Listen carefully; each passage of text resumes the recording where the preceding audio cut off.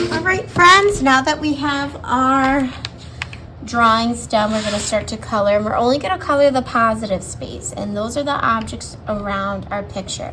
The background, which is the negative space, like the sky or area between our flowers and grass, we are going to keep white because we're going to do a watercolor resist with that later. So just like we normally do in art, when you color, you want to go around your shapes, trace and build a fence first,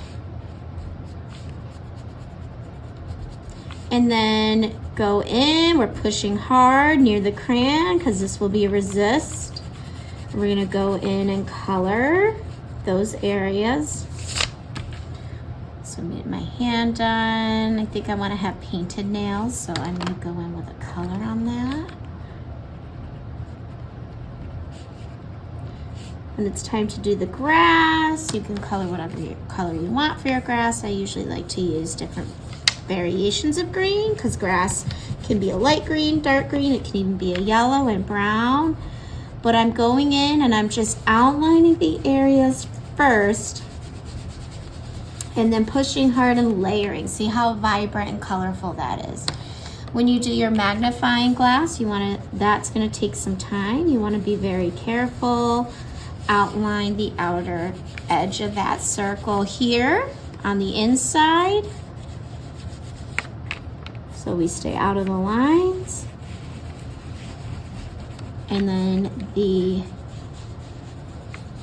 second circle.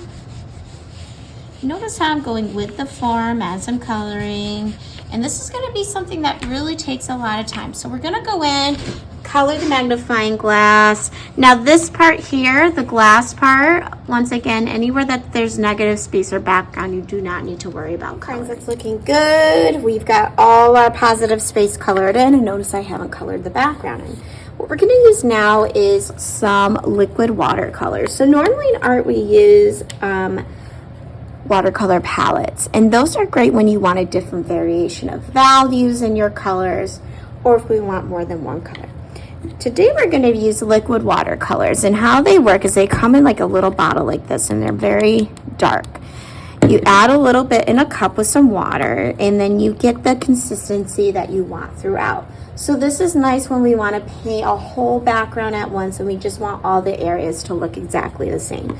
So you're going to get two options at your seat, and the first thing you're going to do is we're going to paint over the small areas, but we're going to try to paint around the hand and the magnifying glass. So I'm going to start with the inside of the magnifying glass first, and I'm just going to go around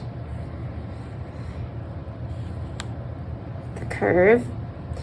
And I can try to, stay out of the grass, but what's cool is because it's a resist, some of this won't really stick very well to the crayon. So I went in, there we have that. Now I'm gonna do the outside curve of the magnifying glass, and notice I'm just coloring right on top of the smaller details. I'm gonna go around this way. If my brush is dry, I just have to dip it. And what's really nice too is because I already mixed the water to the darkness that I wanted, I don't even need to wash my brush if I'm not changing my color. So see, now I'm gonna get the same value throughout. So there's some differences between the two. I'm just gonna paint right on top, and you'll see that it'll glide right over that crayon. Now, you might have not seen before, but before I finished my coloring, I went in with a little bit of a white crayon. You couldn't see it until I added the paint, and that's because of that resist. So if you want white clouds like me, you just go in with a white crayon and add some in your sky. All right, friends, so I don't want any pools of water. I want to try to spread it out, remembering to use those ballerina toes. And I'm covering up every spot. So that should be a pretty quick and easy way to get a resist.